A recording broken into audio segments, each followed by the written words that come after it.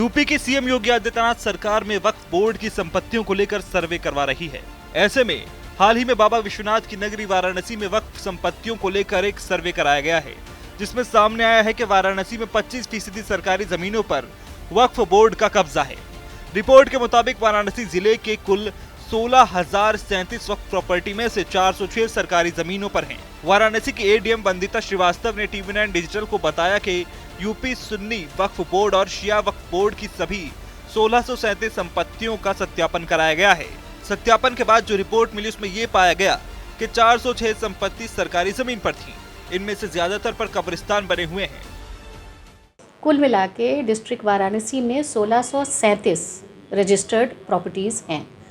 तो हम लोगों ने उसका सत्यापन किया, सर्वेक्षण किया, मौजूदा उनकी स्थिति क्या है, मौके पर क्या है, हमारे जो राजस्व अभिलेख हैं खतौनी या जो नॉन जेडे के अभिलेख हैं उसमें उनका अंकन क्या है, 1359 फसलें में उनकी क्या स्थिति है, उनका अंकन क्या है, किस श्रेणी में है, उसका पूरा सर्वेक्षण किया। तो हम लोगों ने पाया कि जनपद में कुल 406 ऐसी प्रॉपर्टीज़ हैं जो कि गवर्नमेंट लैंड हैं, बेसिकली कब्रिस्तान आदि हैं, और उसकी सूचना पूरा बना करके हम लोगों ने शासन को प्रेषित कर दिया है। जी, तो ये जो कुल प्रॉपर्टी है अगर हम परसेंटेज वाइज अगर बात करें लगभग 24% होंगे। अगर 1637 में 406 है तो 24%, लगभग 24-25% है जो कि गवर्नमेंट लैंड है, बेसिकली धारा 77 की भूमि कब्रिस्तान आदि।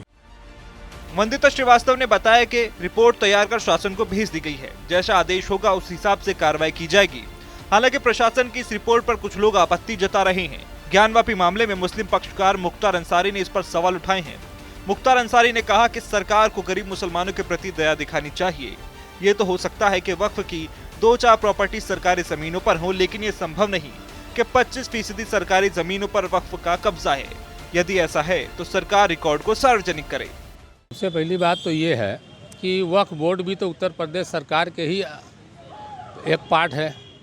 तो कहने का मतलब ये है कि अब ये कहना कि 450 संपत्ति अवैध है, अब किस तरीके से ये आया है, क्या मामला है, इसके ऊपर तो बहुत गहन अध्ययन का मामला है।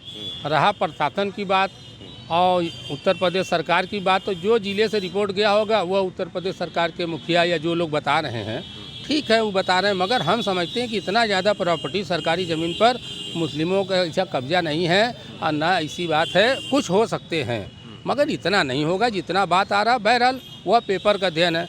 हमारे कहने का मतलब है कि अगर यूपी 1952 में यूपी जेडे लागू हुआ, अब 1291 के पहले अब 1291 में क्या दर्ज है, तो वो सरकारी ज़मीन कैसे हो? आबादी की ज़मीन अगर है, अब मस्जिद वहाँ कायम है, तो वो सरकारी ज़मीन कैसे हो गई? कहने का मतलब ये है कि सरकारी ज़मीन पर ये कब्जे का नज़रिया बहुत टेढ़ा है। टेढ़ा का ये है कि वहाँ मस्जिद है, ईदगाह है, कब्रिस्तान है। ये बहुत आश्चर्य का मामला सामने आया है। अब सरकार क्या कह रही है, अब ऊपर आवे मामला, अध्ययन हो और रिपोर्ट सबके सामने आवे तब न पता लगे।